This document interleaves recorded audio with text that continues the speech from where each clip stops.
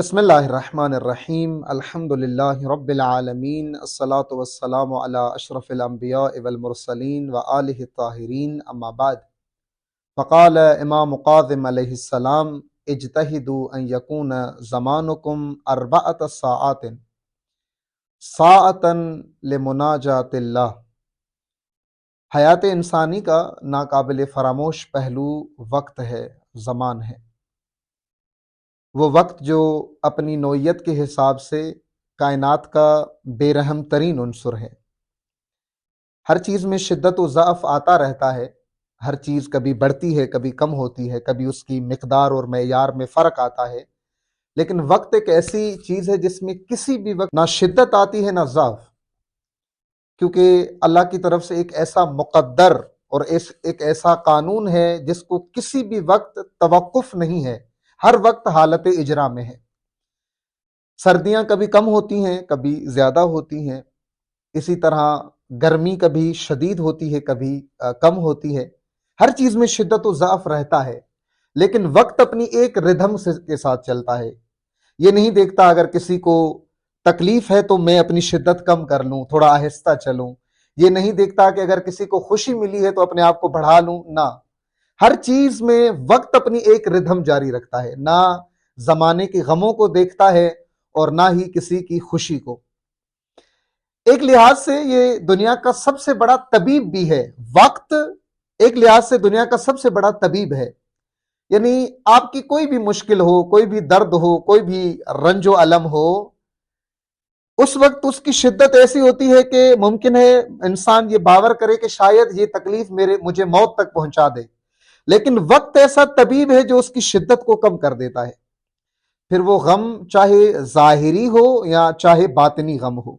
باطنی غم سے مراد اگر کسی کی بات آپ کو بری لگی ہے تو جب آپ نے سنی اس وقت اس کی شدت بہت زیادہ تھی، آپ کڑ رہے تھے اس بات کو لے کر، آپ کے وجود میں ایک عجیب بے چینی تھی، لیکن وقت نے آ کر اس احساس کو کم کر دیا۔ یہ میں اندرونی غم کی بات کر رہا ہوں جو ظاہر میں نظر نہیں آتا، لیکن ایک غم ظاہری ہے۔ مثلا اگر کسی کو چوٹ لگے، زخم ہو، اس وقت ممکن ہے اس زخم کی شدت بہت زیادہ ہو اور انسان احساس کرے کہ شاید یہ درد میری جان لے لے، لیکن وقت آ کر اس کو آہستہ آہستہ اس کی شدت کم کر دیتا ہے۔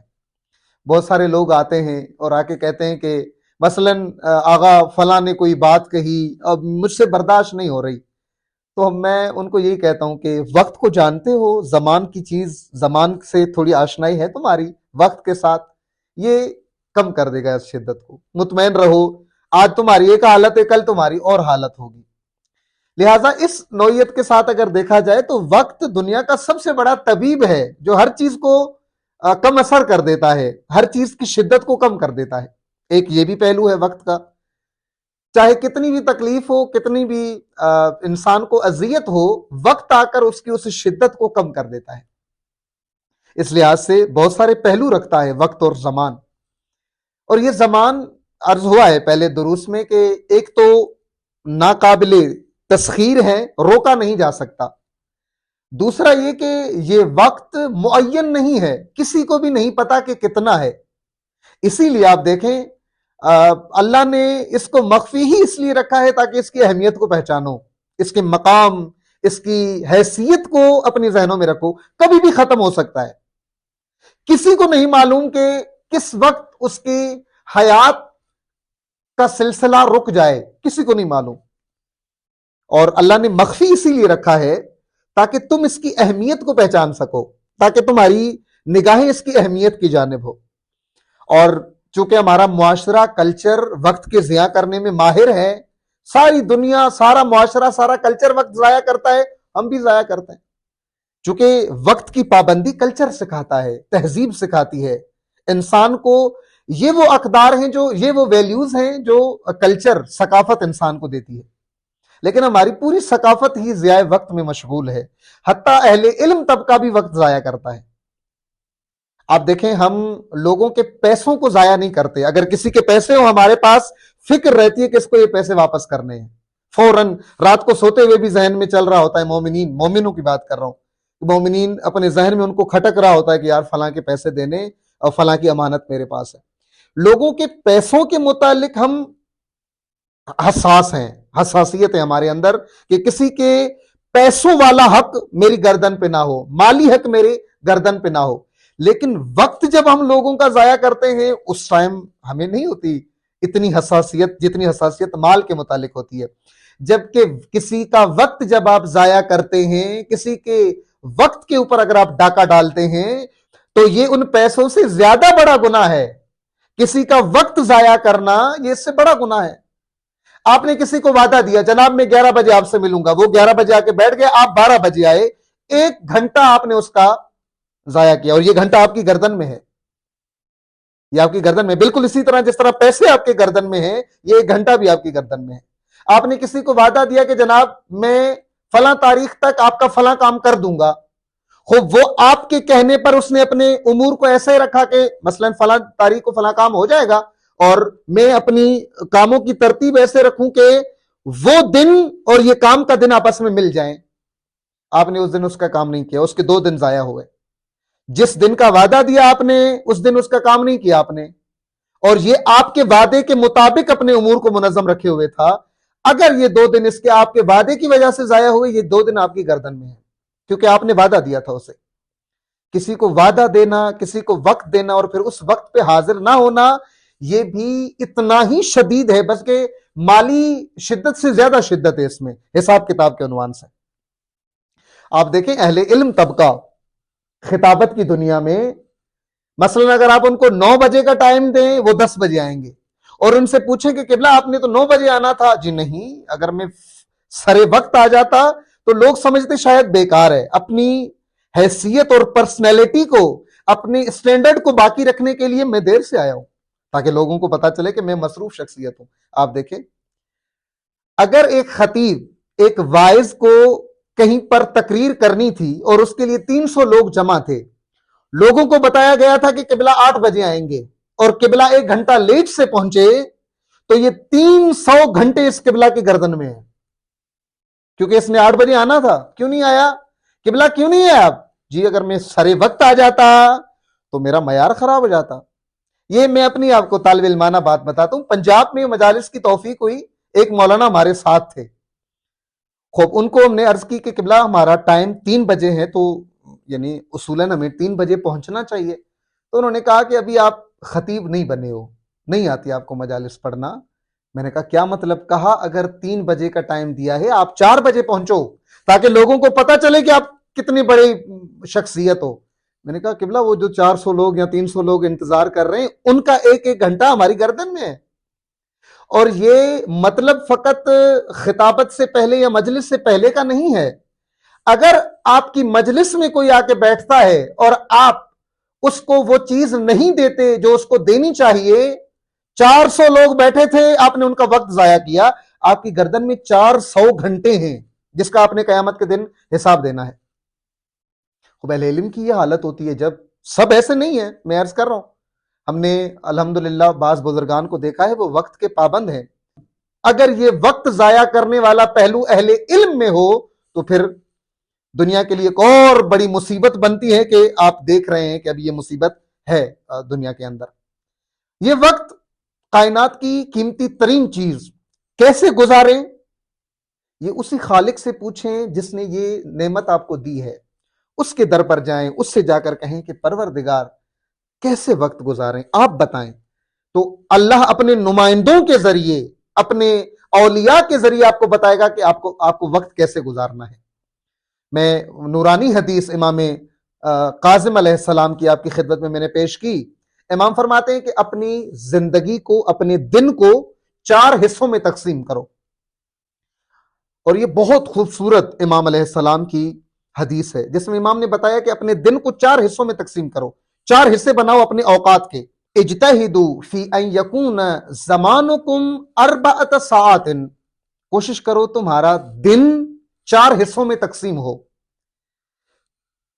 پہلا حصہ امام فرماتے ہیں کہ لمناجات اللہ، اللہ کی مناجات کے لیے مخصوص کرو، اللہ سے ہم کلام ہونے کے لیے مخصوص کرو، اللہ کے لیے پہلے حصے کو قرار دو. اب اس کا ہرگز مطلب یہ نہیں ہے کہ امام یہ فرما رہے ہیں کہ آپ نے اگر ایک مخصوص وقت اللہ کی مناجات کے لیے مخصوص کیا ہے تو پھر باقی دن میں اللہ نہ ہو نا۔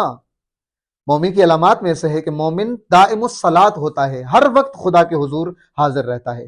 لیکن امام تقسیم اوقات میں نظم بتا رہے ہیں کہ تم اپنے دن کا ایک حصہ اللہ کی مناجات کے لیے مخصوص کرو، خدا کی مناجات کے لیے مخصوص کرو۔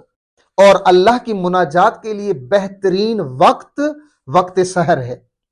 مصروف زندگیاں ہیں ہماری، بہت مشغول ہیں ہم زندگی کے اندر، گھر کے کام، خاندان کے کام، بچوں کی پڑھائی، باقی اقتصادی مسائل، یہ ساری جھنجھٹیں ہمارے ذہن میں، اس کے پاس جاؤ، اس کی بات سنو، اس کے آفس میں جاؤ، فلاں دفتر میں کام ہے، کتنی مشغول زندگی ہے آج۔ ان اوقات میں کون سا وقت بہتر ہے کہ جو اللہ کی عبادت کے لیے مخصوص کیا جائے؟ کیونکہ امام فرماتے ہیں اجتہدوا فی ان یکون زمانکم 4 ساعات، کوشش کرو تمہارا وقت 4 حصوں پہ تقسیم ہو، 4 حصے ہوں تمہارے دن کے، ایک حصہ اللہ کی عبادت کے لیے ہو۔ خوب، اب اللہ کی عبادت کے لیے کون سا وقت مختص کریں؟ اس مصروف ترین دنیا میں کون سا حصہ ہم اللہ کی عبادت کے لیے مخصوص کریں؟ وقت سحر، وقت سحر۔ روایات میں ہے کہ فرشتے گریا کرتے ہیں سحر کے وقت سونے والوں پر کہ خدایا تم نے رحمت کے دروازے کھول دیے، رزق کے دروازے کھول دیے، برکتوں کے دروازے کھول دیے، توفیقات کے دروازے کھول دیے، اور تیرے بندے سو رہے ہیں۔ پروردگار ہر چیز دینے کے لیے تم تیار ہو، لیکن تمہارے بندے سو رہے ہیں، اور فرشتے اس افسوس میں گریا کرتے ہیں۔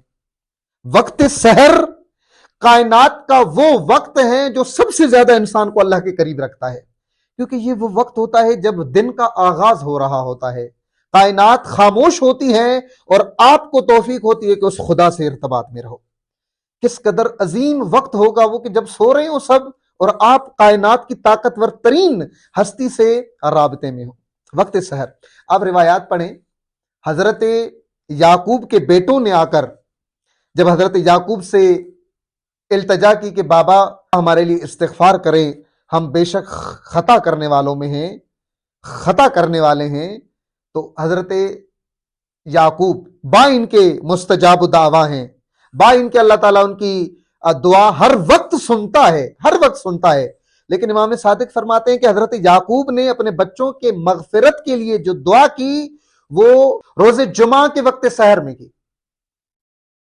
وقت سحر حضرت یعقوب اپنے ہاتھوں کو بلند کرتے ہیں اپنے بیٹوں کی مغفرت کے لیے، اور پھر اس دعا کرتے وقت جب حضرت یعقوب کے بیٹے قریب آتے ہیں تو پھر حضرت یعقوب اللہ سے اپنے بچوں کی مغفرت کے لیے دعا کرتے ہیں، اور پھر اپنے بچوں کو بتاتے ہیں کہ اے میرے بیٹو، وقت سحر ہی وہ وقت ہے جب انسان کی دعائیں اللہ کے حضور قبول کی جاتی ہیں۔ رزق کی تقسیم وقت سحر ہوتی ہے، توفیقات کی تقسیم وقت سحر ہوتی ہے، اللہ کی جانب سے نعمتوں کی تقسیمات کا مرحلہ وقت سحر ہے۔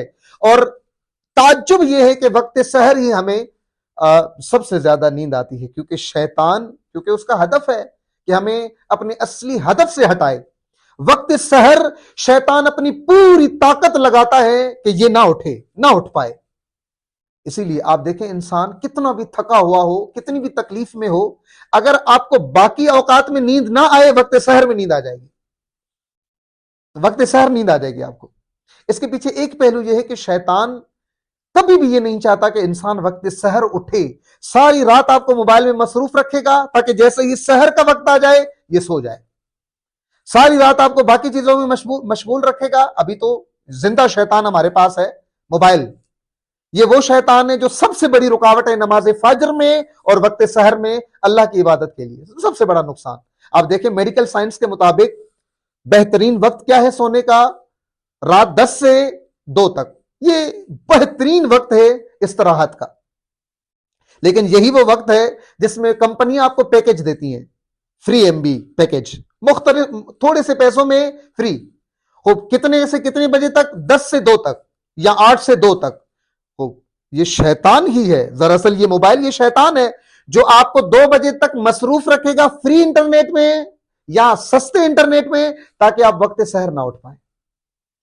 امام فرماتے ہیں کہ اجتہدوا فی ان یکون زمانکم 4 ساعات، کوشش کرو تمہارا دن 4 حصوں میں تقسیم ہو۔ پہلا حصہ عبادت خدا کے لیے، مناجات خدا کے لیے۔ اور یہ وہ وقت ہے جس وقت اللہ تمہیں نعمتیں، برکتیں، ہر چیز تمہیں اللہ اس وقت عطا کرے گا اگر تم بیدار رہے اور اس سے مانگتے رہے۔ وہ کریم اس وقت تمہاری جھولیاں بھر دے گا اگر تم جاگتے رہے۔ دعا ہے پروردگار سے کہ اللہ تعالی ہمیں وقت سحر کی اہمیت بتائے، اور پھر امام کی حدیث کو ہم اگلے درس میں بیان کریں گے کہ امام نے کیسے ترتیب بتائی ہے زمان کی کہ اپنے زندگی کے امور کو کیسے تقسیم کرو۔ اگلے درس میں آپ سے ملاقات ہوگی۔ سلامت رہیں، خدا حافظ۔